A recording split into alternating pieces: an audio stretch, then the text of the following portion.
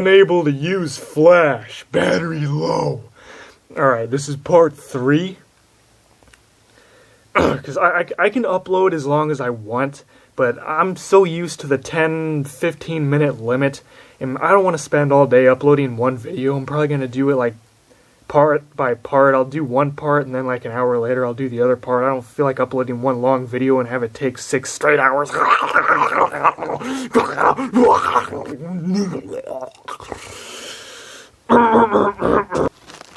To me, it's just simpler to keep it by parts. So, my limit is going to be 15 minutes still. Anyway, where did I leave off? I think I left off... Oh, fuck it, I'm just going to resume where I was talking about Skype.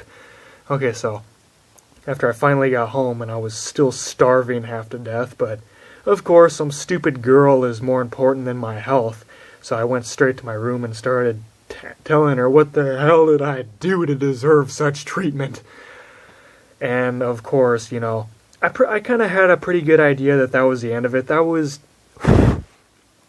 yeah, it was over, like permanently over. That's why it was so upsetting, because I pretty much knew that.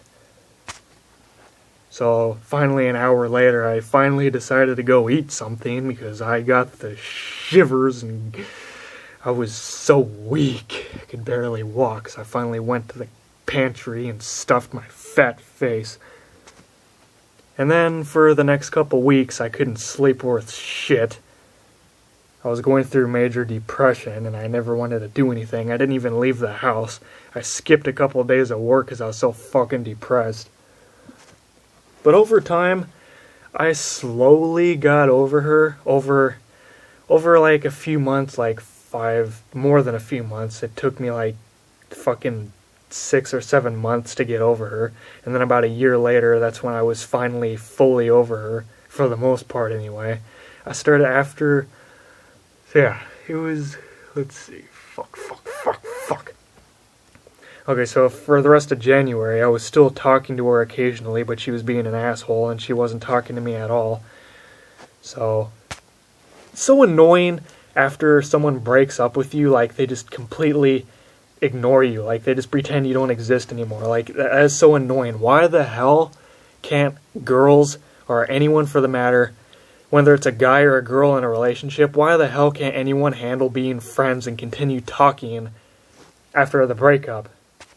Because you know what's kind of shitty is that we were actually pretty good friends. It wasn't just a girlfriend kind of thing. I saw her as more of like a fun kind of friend, like a best friend kind of thing, because we spent weeks together, weeks at a time. And you know, it was like 80% fun and joy, and like 20% of it was sexual and lovey fantasy bullshit. So it was really irritating that just because we broke up, she just suddenly stops talking to me completely. You know, because it's like, why, just because the relationship ends, why does it have to end completely? Why can't we still be friends? Why can no one handle being friends after a breakup? It makes no fucking sense. So yeah, the end of January, we're running into February now, and yeah, still being alone, because I was living by myself and I was fucking bored as hell. The only person I ever saw at the time was Greg. I think I saw a couple other people occasionally. I saw Mason a couple times before he got kicked out of his big house. His parents got kicked out, he got kicked out, he moved in with his grandma, and then after that happened, I stopped talking to him too. We just stopped talking for some reason. He just didn't want to hang out anymore. I guess he was going through his own problems. He was depressed just as much as I was. You know, the beginning of 2012 was just complete shit. Because that was the year that not only did I lose my girlfriend of 2 years, but I lost pretty much everyone. I lost all the friends I had. You know, I stopped seeing Anthony, I stopped seeing Mason, I stopped seeing Phil, I stopped seeing Alex, I stopped seeing everyone. Well, the only person I still talked to was Greg. Because Greg's like, he's practically my brother. I've known him since I was like 8 years old. So yeah, Greg is probably the only friend that I have right now. And he's the only friend I have that I will probably never stop talking to. Like, he's the friend I could see myself still talking to and hanging out with when I'm like in my 40s. So Valentine's Day comes around, and that's when I decided to stop talking to her completely. I stopped talking to her completely, like, I think it was around the beginning of February. And then around Valentine's Day, I asked some random fat chick to be my Valentine. She said yes, so we went to the movies and saw, what the hell was that movie called? It was a stupid lovey-dovey movie. What's the name? Okay, I don't remember the damn name. All I remember is about this couple. They were making out in the back of a car, and some jackass rammed the back of them really hard, and the girl flew face first. Fuck, I keep stuttering. The girl flew face first through the windshield, and she had major brain injury. She couldn't remember anything, so she forgot who her boyfriend was, and then she went back with her ex and started fooling around with him, which totally fucked everything up. Yeah, if you've seen that movie, then you'll probably know what I'm talking about. I just don't remember the damn name. If I do, I'll obviously say it, but it's like 5 in the morning, so I'm most likely not going to remember. So yeah, the chick that I went to the movies with, it was my Valentine, she was like 3 times fatter than Sophie. It's kind of embarrassing. And she was a bitch too, so it's like, I'm really not missing out on anything. Screw her. And then we're running into March. That's when I get kicked out of my house, because, you know, I kept getting my hours cut and cut and cut. My hours were getting cut more than an emo wrist. And then that's when I eventually got kicked out of my house, and then I had to go stay at a shitty apartment, like a really stupid, shitty, tiny, no, not an apartment, damn, a motel. A really, really shitty motel, because, you know, obviously I didn't have anywhere to go. I didn't have enough money to put down to get into a new place anywhere. I only had like maybe $600 to my name, and it cost like a minimum of $1,100 to probably $2,500 or more to move into an apartment or a house. Yeah, and especially apartments. Apartments are such a pain in the ass to move into. They expect an arm, a leg, and your right nutsack to move in. So, I did the next best thing, so I wouldn't have to sleep on the sidewalk. I walked over a couple miles and found a shitty motel. Motel 6. I hate that motel so much. I hated having to listen to beds rocking back and forth, left and right, and above me. Every fucking night. It was driving me insane. Because it was a ghetto motel. It was a really shitty motel. It was only like fucking $40 a night. So I just went over there and I paid weekly. I think it was like 200 or 180 something. It was like 180 something weekly. So I paid for a week and stayed there for a week. And then I thought, oh, I'm hopefully going to be out of here in a week, so a week will do. I mean, I only got $600 to my name, so. But that'll be enough, you know, that'll be enough for food and all that bullshit. So I stayed there for a week passed, nothing changed, none of my family gave a shit, they wouldn't help me. My girlfriend didn't give a shit either. So I paid for another week, which cost another $180, and so I only had like a couple $100 left to my name. And I was like, holy shit, I gotta start looking for a job, or I'm gonna be sleeping on the sidewalk and I'm gonna be starving to death. So I started walking store to store to store to store to store trying to find a damn job, and they all gave me the same answer. Oh, we're not hiring, or oh, you can fill out an application, we'll call you if an opening's available. And I'm like, are you fucking serious? I'm living in a fucking motel. I don't even have a phone. How the hell are you going to contact me? Email? I don't have a computer either. My desktop is in storage. I have no form of contact. Why can't you just hire me? Give me a damn interview or direct me somewhere that is hiring. So I just kept going from one store to the next, to the next, to the next, to the next, to the next, to the next. And they kept giving me the same answer. They just kept giving me an application, like, fill out an application, we'll call you if there's an opening. So I filled out the application right there. I just sat down at the table, filled it out in like 5 or 10 minutes, gave it back to him, and I told him, is there an opening right now? Can you give me a job right now? Is your hiring supervisor available? And he was like, yeah, you can check back on Monday. Okay, fuck you too, asshole. So after about 20 stores, I couldn't find a damn job.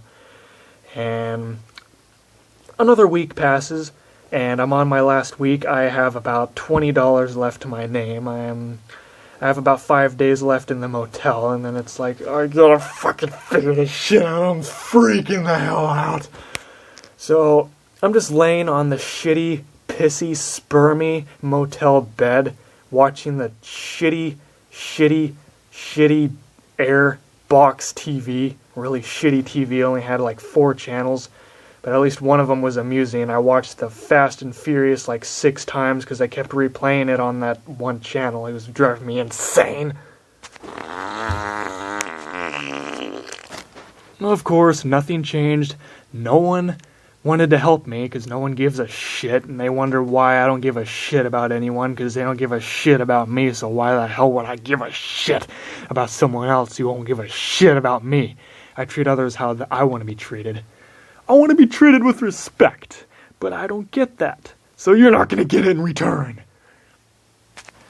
So it's towards, I think it's like the beginning, sometime in April. I don't remember which day exactly. All I know is it was around April. Okay, we're in the month of April now. I have 1 day left. It's my last day. It's around nighttime, and I have to be out of the motel the following day at around 11, I think. 11. I'm just gonna say 11. Fuck.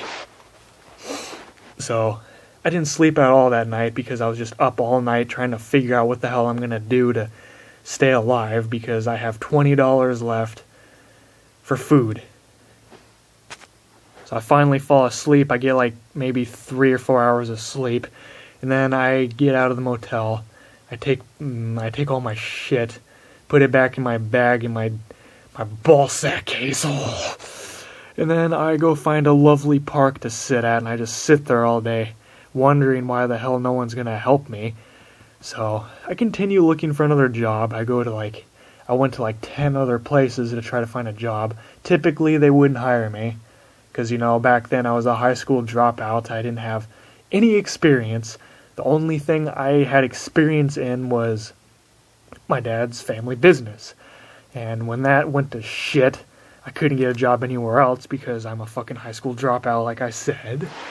And I didn't have any retail experience, so I couldn't get a job at a retail store. I don't have my food handler's card. I've never worked in fast food, so I couldn't work at a fast food either. I'd rather be dead than work in fast food anyway, so fuck that.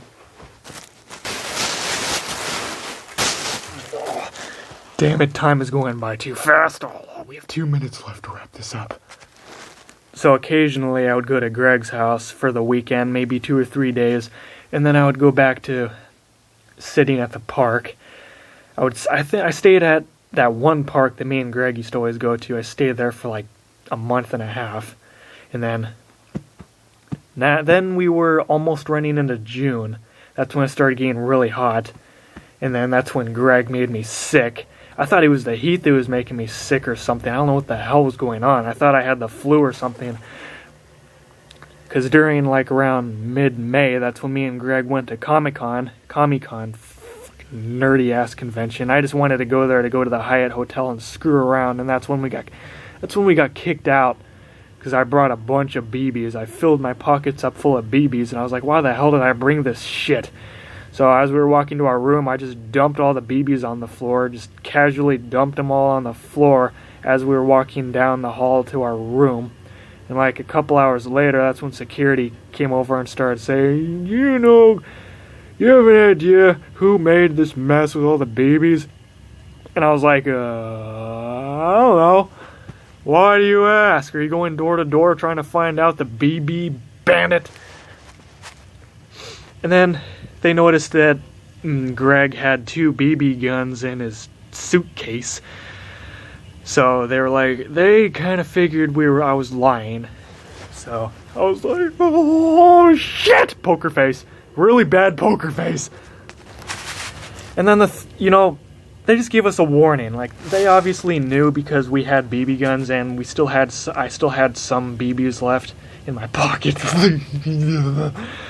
But then the part that was really fucked up was about like an hour later, they came back banging on the door again, telling us to get out.